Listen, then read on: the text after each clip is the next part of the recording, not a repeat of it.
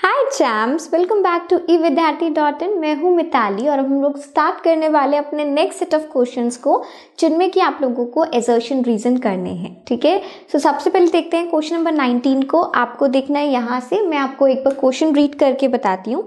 एक तो आपको ये पता होना चाहिए कि असर्शन रीजन में हम लोग सिलेक्ट कैसे करते हैं। ऑल्दो बहुत सारे पहले क्वेश्चंस करें, स्टिल मैं आपको एक बार तरीका बता दूंगी। ठीक है, और यहाँ पर क्वेश्चन आपका क्या कह रहा है, जरा क्वेश्चन पढ़ते हैं। If HCF of 510 and 92 is 2। तो बेसिकली हमें क्वेश्चन में ये जो हमारा असर्टिव स्टेटमेंट है, अगर मैं अपने असर्टिव स्टेटमेंट की बात करूं तो यहाँ पर इन्होंने हमें HCF दे रखा है। किसका HCF दे रखा है? 510, और 92 को अगर हम देखते हैं, इन्होंने हमें HCF दे रखा है 2। अब LCM हमने बोला गया है एंड हमें साथ साथ बोला गया है कि अगर आप इन्हीं दोनों नंबर्स का LCM देखते हो तो वो जो LCM है वो बराबर है 32460। ठीक है, तो ये हमें बोला गया है।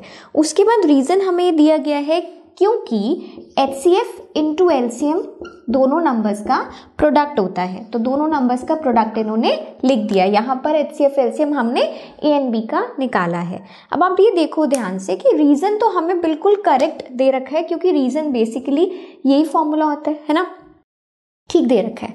बट मुझे नहीं पता है कि असर्टिव स्टेटमेंट ठीक है या नहीं। अब उसके लिए हमें क्या करना पड़ेगा? उसके लिए हमें चेक करना पड़ेगा। कौन से मेथड से? इसी मेथड से चेक करना पड़ेगा। तो एक बार ना हम ये चेक करते हैं। ठीक है, खुद हम LCM निकालते हैं। अगर हमें LCM निकालना होगा तो तरीका क्या होता है LCM निकालने का? ये होता है हमारे दोनों नंबर्स का प्रोडक्ट अपॉन HCF। ठीक है, HCF of A and B। तो अगर मैं इसको निकालती हूँ, कितना है मेरे पास? 510 इंटू 92 अपॉन 2, ये हमें गिवन है। थोड़ा सा इसको कैलकुलेट कर लो, करना है तो कितना बच जाएगा? 126 46 आ जाएगा, है ना। तो अब आप इसको कैलकुलेट करोगे तो पता है आपके पास क्या आंसर आएगा? जरा करो, कौन करने वाले हैं मेरे साथ कैलकुलेट? 51 है, 46 है, 30। ठीक है, चलो इसके बाद 4 आ गया। अब यहाँ पर 5 4 20 आ गया। तो मेरे पास जो आंसर आ रहा है वो आ रहा है 23460। देखा, 23460 which is not equals to the given number which is 32460, right? इसका क्या मतलब है? इसका बहुत सिंपल सा मतलब है कि हमारा जो असर्टिव स्टेटमेंट है, ये जो हमें गिवन है, ये गलत है। ठीक है, सो असर्टिव स्टेटमेंट इज फॉल्स। आप कौन से वाले ऑप्शन के साथ जाने वाले हो? We will go with option number D, जिसमें हमें ये बोला जाता है कि आपका असर्टिव स्टेटमेंट गलत है, बट आपका जो रीजन है वो एब्सोल्युटली करेक्ट है। सो हम किसके साथ जाने वाले हैं? We are going with D option. Clear हो गया? चलो इसी के साथ मूव करते हैं अपने नेक्स्ट असर्शन रीजन पे।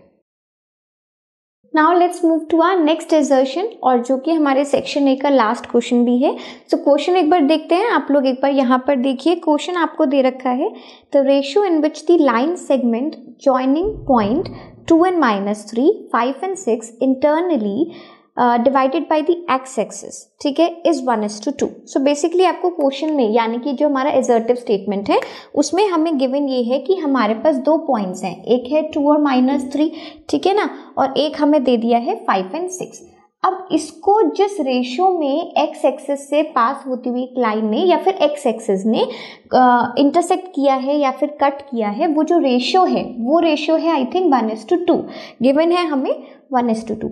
अब आप ये देखो कि अगर ये जो लाइन है, ठीक है, इसको डिवाइड कौन कर रहा है, इसको कट कौन कर रहा है? इसको कट कर रही है एक्स एक्सिस। एक्स एक्सिस अगर इसको कट करेगी तो उसका कोऑर्डिनेट्स क्या होंगे?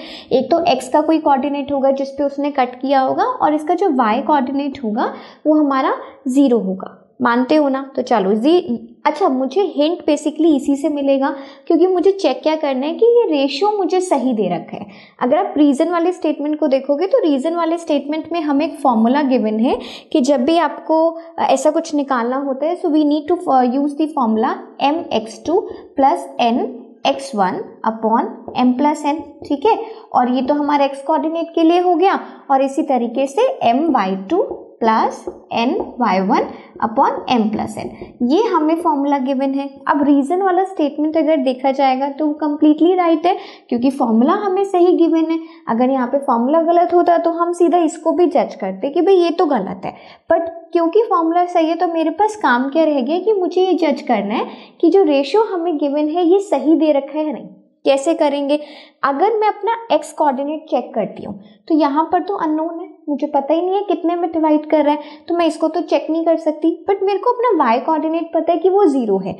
सो we can check on this coordinate. Okay, so हम अपने नेक्स्ट वाले पे चेक कर सकते हैं। सो अब हम क्या करेंगे, मैं इसी के अंदर सारी वैल्यूज आपको रख के दिखा रही हूँ। हमें क्या दे रखा है, हमारा ये जो हिस्सा है, ये जो हमारा y कोऑर्डिनेट है वो 0 के इक्वल आना चाहिए, ये हम सबका टास्क है। m हमें दे रखा है 1, y2 हमें कितना दे रखा है जरा बताएंगे आप लोग? चलो, y2 हमें दे रखा है यहाँ पर 6, ठीक है। अब इसके आगे मैं क्या करूंगी, n हमें 2 दे दिया, y1 कितना दे रखा है हमें -3, और m प्लस n कितना हमें दे रखा है 1 + 2, है ना।